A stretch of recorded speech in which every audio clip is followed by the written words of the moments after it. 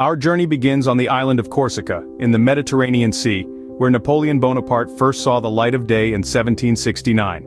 Born into a family of minor Corsican nobility, Napoleon's early life was not marked by grandeur or opulence.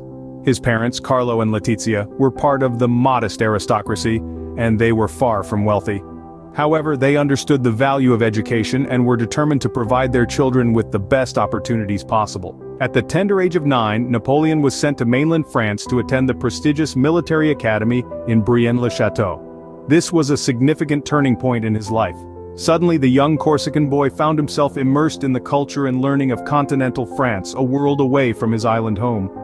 Napoleon was an exceptional student. He excelled in mathematics and geography, subjects that would later prove invaluable in his military strategies. But more than his academic prowess, it was his unyielding ambition that set him apart. Even at that young age, Napoleon harbored grand dreams of glory and power. After 5 years in Brienne, Napoleon was admitted to the École Militaire in Paris, one of the most esteemed military schools in France. Here, he continued to impress his instructors with his intelligence and his unwavering dedication to his studies. Despite the challenges he faced, including being an outsider and often teased for his Corsican accent, nothing could quench his burning ambition. He was driven by a relentless desire to rise above his circumstances and make his mark on the world. And rise he did. By the age of 16 he had graduated from the École Militaire, ranking among the top of his class. He was ready to take the next step in his journey, armed with a thorough education and a burning ambition that would not be easily extinguished. By the time he was 16, Napoleon had already graduated and was ready to start his military career. The French Revolution, a time of great upheaval and opportunity, set the stage for Napoleon's ascent. This tumultuous period in French history was marked by a struggle for power among various factions, and amidst this chaos, Napoleon Bonaparte, a young artillery officer, saw an opportunity to rise. Napoleon's role in the French Revolution was not one of a passive observer. He actively participated in it, demonstrating his strategic acumen and courage on the battlefield. One of his most notable contributions was during the Siege of Toulon in 1793. His brilliant strategy and fearless leadership led to the recapture of the city from the British, earning him a promotion to brigadier general at the ripe age of 24. But Napoleon's ambitions didn't stop there. He recognized that military might alone would not be enough to secure his position. He needed political power, so he turned his attention to the political arena. In 1799, through a series of calculated political maneuvers, he overthrew the French government in a coup d'état and declared himself the first consul of France. As first consul, Napoleon initiated various reforms that modernized France. He established a centralized administration, implemented a new law code known as the Napoleonic Code, and reformed the education system. These reforms, coupled with his military victories, solidified his popularity among the French people and cemented his grip on power. But Napoleon was not satisfied being the first consul. He yearned for greater authority. So in 1804, he took the final step in his ascent to power. He declared himself Emperor of the French, marking the start of the Napoleonic era. In a short span of time, Napoleon had gone from a common soldier to the ruler of France. His rise to power was characterized by a combination of military prowess, political savvy, and a relentless ambition that would shape the course of Europe in the years to come. With France under his thumb, Napoleon set his sights on the rest of Europe. So began the Napoleonic Wars, a series of conflicts that would last a dozen years, from 1803 to 1815, and reshape the European continent. These wars were not just a fight for resources or territory, but a clash of ideologies. On one side was revolutionary France, championing the ideas of liberty, equality, and fraternity. On the other, the combined forces of Europe, desperately trying to contain the revolutionary fervor spreading from France. Among the many battles fought during this turbulent period, a few stand out for their scale, significance, and the sheer brilliance of Napoleon's strategic mind. The Battle of Austerlitz, for instance, is often hailed as Napoleon's greatest victory. Fought in December 1805, this battle saw Napoleon's forces, heavily outnumbered, defeat a combined Russian and Austrian army. Napoleon's innovative use of the central position strategy, which involved dividing his enemies and attacking them separately, resulted in a decisive French victory. Then there was the twin battles of Jena and Auerstedt, fought on the same day in October 1806. Here, Napoleon showcased his ability to coordinate multiple armies across large distances, a skill that was crucial in overcoming the Prussian forces. The French victory in these battles resulted in the dissolution of the Holy Roman Empire and further consolidated Napoleon's power. Fast forward to July 1809, and we arrive at the Battle of Wagram. With over 300,000 soldiers involved, this was one of the largest battles of the Napoleonic Wars. It was here that Napoleon introduced the world to the Grand Battery, a large group of artillery that could fire in concert to devastate enemy lines. Despite heavy losses, the French emerged victorious once again, further cementing their dominance over Europe. Napoleon's military tactics and strategies were revolutionary. He pioneered the divisional system, which divided armies into self-sufficient units that could operate independently. This allowed for greater mobility and flexibility on the battlefield. He was also a master of maneuver warfare, using movement and positioning to disrupt enemy formations and create opportunities for attack. But it wasn't just about tactics. Napoleon also understood the psychological aspect of warfare. He was known for his charismatic leadership and his ability to inspire his troops. He once said, "In war, the moral is to the physical as 3-to-1. It was this understanding of the human element of warfare that made him such a formidable commander. Napoleon's military genius had established France as the dominant power in Europe. From the snowy plains of Austerlitz to the rolling hills of Jena and Auerstedt, and finally to the sweltering fields of Wagram, Napoleon's strategic brilliance and indomitable spirit had left an indelible mark on the European continent. But as we'll see in our next segment, this was only the beginning of his story. Napoleon's decision to enforce the continental system and invade Russia marked the beginning of his downfall. In the early 19th century, Napoleon inaugurated the continental system, an economic strategy designed to cripple Britain's economy and weaken its influence. However, this policy also had significant repercussions for the French economy and by extension the rest of Europe. The continental system was a blockade, not allowing any country under French influence to trade with Britain. This was a significant blow to Britain's economy, as it relied heavily on European markets for its goods. However, this strategy was a double-edged sword. While it did impact Britain, it also had dire consequences for France and its allies. The French economy, already strained by years of war, was further hampered. The economies of allied and conquered nations also suffered, leading to widespread dissatisfaction and discontent. The continental system's failure was one of the factors that led Napoleon to make a decision that would prove to be disastrous: the invasion of Russia in 1812.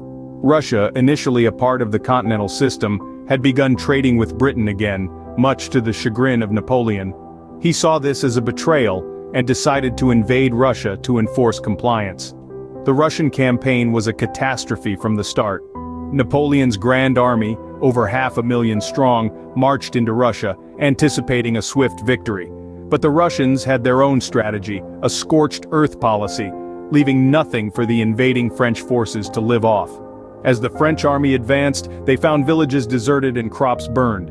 The further they went, the less they had to sustain themselves. Then came the Russian winter. The harsh, unforgiving cold was something Napoleon and his men were ill prepared for. The winter decimated the French forces. Starvation, frostbite, and disease took a heavy toll. Napoleon entered Russia with over 500,000 men, but only a fraction of that number survived to make the harrowing retreat back to France. The Russian campaign was a disaster for Napoleon in more ways than one. Not only did he lose a vast number of men, but the campaign also dealt a devastating blow to the morale of the French army and the French people. The myth of Napoleon's invincibility had been shattered. The Russian campaign and the failed continental system marked the turning point in Napoleon's reign. They exposed his strategic failures and the limitations of his power. His once loyal allies began to question their allegiance, and his enemies saw an opportunity to strike back. The Russian winter had done what no army could: bring Napoleon to his knees. The man who had once held the reins of Europe, who had commanded the loyalty of millions, was now on the verge of losing it all. But as we'll see in the next segment, Napoleon's story was far from over. The emperor would return, and his fate would be decided on a battlefield in Belgium. But that's a story for another time. Defeated and humiliated, Napoleon was exiled to the island of Elba, but the story doesn't end here. In the aftermath of his abdication, Napoleon was sent to the Mediterranean island of Elba, a small speck of land off the coast of Italy. Napoleon's spirit, however, was far from broken. While on Elba, he was still treated as a monarch and even had his own small army. This tiny island became a stage for his next grand performance. In February of 1815, Napoleon managed to escape from Elba with about 1,000 men. This daring escapade is known as the Flight from Elba. He landed in France and began what is known in history as the 100 Days. And what 100 days they were. The French, disillusioned by the Bourbon monarchy's failure to bring about the changes they had hoped for, welcomed Napoleon back with open arms. His charismatic presence and promises of glory rekindled the revolutionary spirit among his followers. However, the other European powers were not so thrilled about Napoleon's return. They declared him an outlaw, and the stage was set for one final showdown. This brings us to the Battle of Waterloo. Faced with a coalition of British, Dutch and Prussian forces under the command of the Duke of Wellington, Napoleon fought with all the strength and tactical brilliance he was known for. But this time, his star was not in ascendance. The battle was fiercely fought, with both sides suffering heavy casualties. But in the end, the Allied forces emerged victorious. Waterloo was a crushing defeat for Napoleon. It marked the end of his rule as Emperor of the French and the final chapter in his military career. The 100 Days had come to an end, and with it Napoleon's dreams of a French empire. The defeat at Waterloo brought profound consequences for Napoleon. He was once again forced to abdicate, this time for good. But there would be no Elba for him this time around. Instead, he was exiled to St. Helena, a remote island in the South Atlantic, far from the realms of power he once commanded. On St. Helena, Napoleon lived out the rest of his days, a far cry from the grandeur and glory of his earlier life. He spent his time writing his memoirs, reflecting on his life and his actions, his triumphs and his failures. His health gradually deteriorated and he passed away on the island in 1821, 6 years after his defeat at Waterloo. St. Helena was Napoleon's final exile, a place of isolation and introspection. It was here that he had the chance to look back on his life, his victories and defeats, his rise and fall, a chance to ponder on the fleeting nature of power and the inexorable march of time. At Waterloo, Napoleon's star finally fell and he was exiled to St. Helena, where he would live out the rest of his days. Napoleon Bonaparte, a name that echoes through the annals of history. He was more than just a military genius, he was a transformative figure whose legacy still reverberates today. Beyond the battlefield, Napoleon spearheaded sweeping changes across France and Europe, many of which continue to shape our world. One of Napoleon's most enduring contributions is the Napoleonic Code, a comprehensive set of civil laws that he introduced in 1804. This legal framework, which emphasized equality before the law and the protection of civil liberties, was a radical departure from the feudal laws of the old regime. It replaced privilege with merit and hierarchy with equality. The Napoleonic Code would go on to influence legal systems worldwide, serving as a model for over 70 countries. But Napoleon's impact wasn't confined to the courtroom. He revolutionized military strategy, introducing the concept of total war and the use of mass conscription. His innovative tactics, like the divisional system and the corps d'armée, forever changed the face of warfare, setting the stage for modern military operations. Napoleon also brought about significant social and political changes. He established a secular education system, fostered the arts and sciences, and modernized infrastructure. He centralized power and laid the groundwork for the modern administrative state, both in France and across the territories he conquered. However, Napoleon's legacy is a complex one. His ambition led to countless deaths and widespread devastation across Europe. His reign brought about the end of the French Revolution, and his drive for power ultimately led to his downfall. His life serves as a stark reminder of the perils of overreach and hubris.